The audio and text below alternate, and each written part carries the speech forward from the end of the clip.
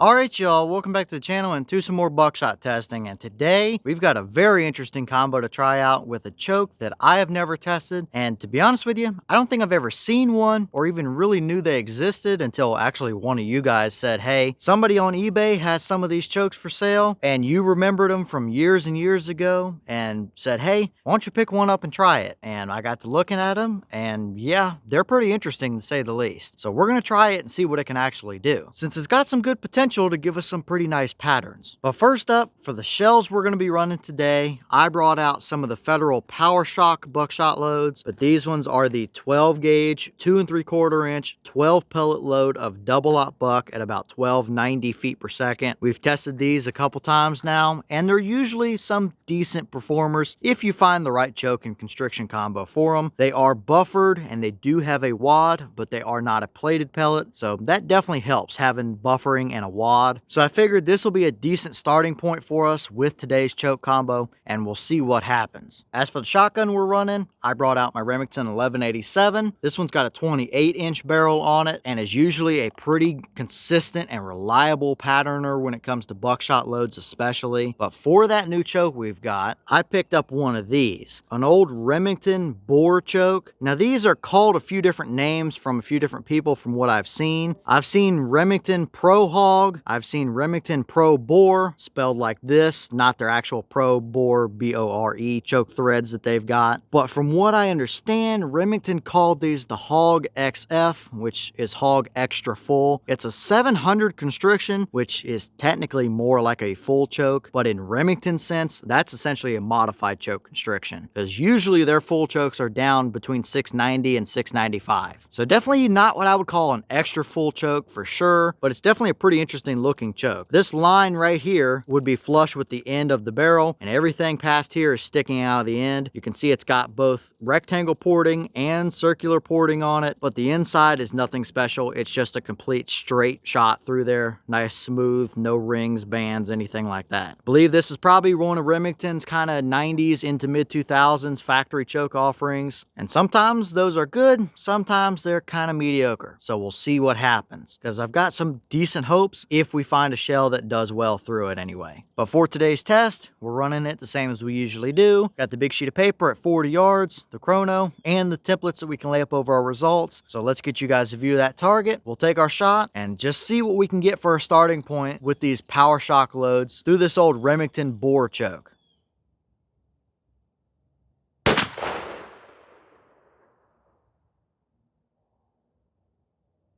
Okay, that shell gave us 1293 through the chrono. Boss claim is 1290, so we're pretty much right on the money. We've got a 28-inch barrel, plus probably another 2 inches of choke out of the end, so they may have actually tested these through something like a 30-inch barrel at the factory to get that claim. Either way, we're right on what we should be seeing, so looking good here, but let's head down to 40 yards and see what kind of pattern we got. Alright, now we're down here at our 40-yard paper, and we see some pretty interesting results here. The white dot was the point of aim. The paper is 36 inches wide. We definitely favored a little bit low, even though we did have 4 pellets right through our white dot area. So even if you would have taken that shot and been aiming for a specific point at that white dot in the field, you would have still had 4 pellets through whatever you were aiming at for sure. But we have all 12 here on the paper, so we can see our entire pattern. Initially, it's not anything over the top special or impressive, but it is not a terrible pattern either. I definitely would call it a little bit more splotchy than what I would like to see ideally, but the size of the spread really isn't too bad. Looking at it closer here, we have 4 pellets in the white dot with 3 of them kind of stacked on top of each other, and then we just kind of have a little bit of splotchy stuff below it with 2 of them stacked pretty much in the same hole down there at the bottom. The pattern is a little bit wider than it is taller, and it doesn't have any kind of super hot centralized core, but it's still not horrible overall. I did measure. We have 21 inches wide by 15.5 inches tall for our total measurements, so that's still not too bad. Usually I say 20 inches or better worth of spread at 40 yards is good for a buckshot load, and we're bouncing right around that number. So for a blank sheet of paper, it's okay. It's certainly not the worst we've seen by a long shot, but let's throw the templates up and that'll give us a little better reference point to work off of. First up, we have a 10-inch circle. If we put it in the middle of our pattern, we have 3 pellets at 40 yards within 10 inches. That would kind of continue to be the same no matter where we put it, unless we moved it up to those highest 4 pellets that are through that white dot. But still, 3 to 4 pellets, pretty much no matter where we put it, is about what you're going to see. And usually for an average load of double-aught that isn't overly fancy, 4 to 5 pellets is average, so we're not too far off from there. So nothing fancy with a 10-inch circle, but let's throw some animal templates up and that might give us a little better picture.